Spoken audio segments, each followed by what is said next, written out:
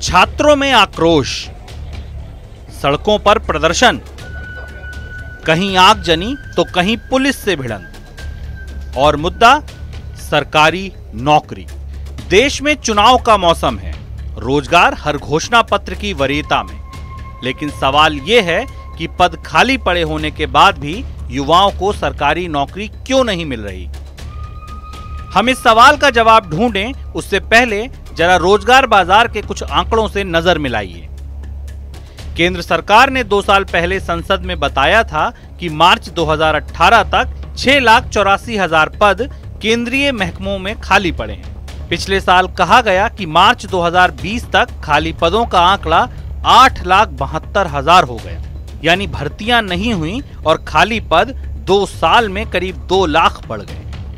ये हाल तो सिर्फ केंद्र सरकार की नौकरियों का है, राज्यों के हाल तो और बेहाल हैं। एक अनुमान के मुताबिक अलग अलग राज्यों में करीब 30 लाख सरकारी पद खाली पड़े।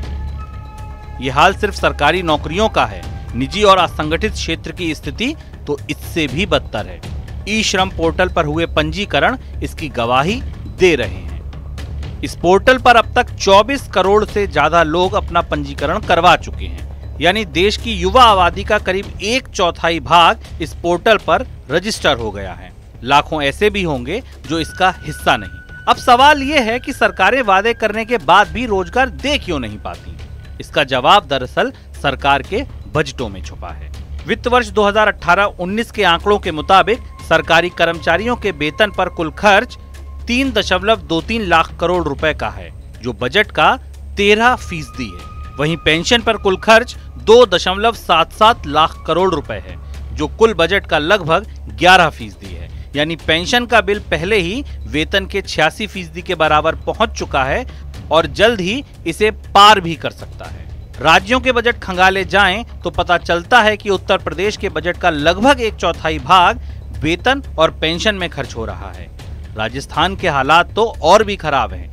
वहां 34% से ज्यादा बजट पेंशन और वेतन की भेंट चढ़ जाता है। मध्य प्रदेश, पश्चिम बंगाल, महाराष्ट्र, छत्तीसगढ़, तमिलनाडु, आप कहीं भी चले जाइए, हाल कमोवेश एक सा है। हैरत इस बात पर होनी चाहिए कि इस हाल के बाद भी सरकारें रोजगार देने के गुब्बारे उड़ा रही हैं। खबर यह भी है कि बजट पर बढ़ते बोझ के कारण ऐसी सिफारिशें भी की जा रही हैं कि सरकार काम को आउटसोर्स करे और भर्तियां संविदा पर की जाएं। तो अगली बार सरकारी नौकरी का फॉर्म भरने से पहले अपने राज्य का बजट जरूर खंगाल लें। पता चल जाएगा कि वर्षों से खाली पड़े पद आखिर खाली क्यों हैं।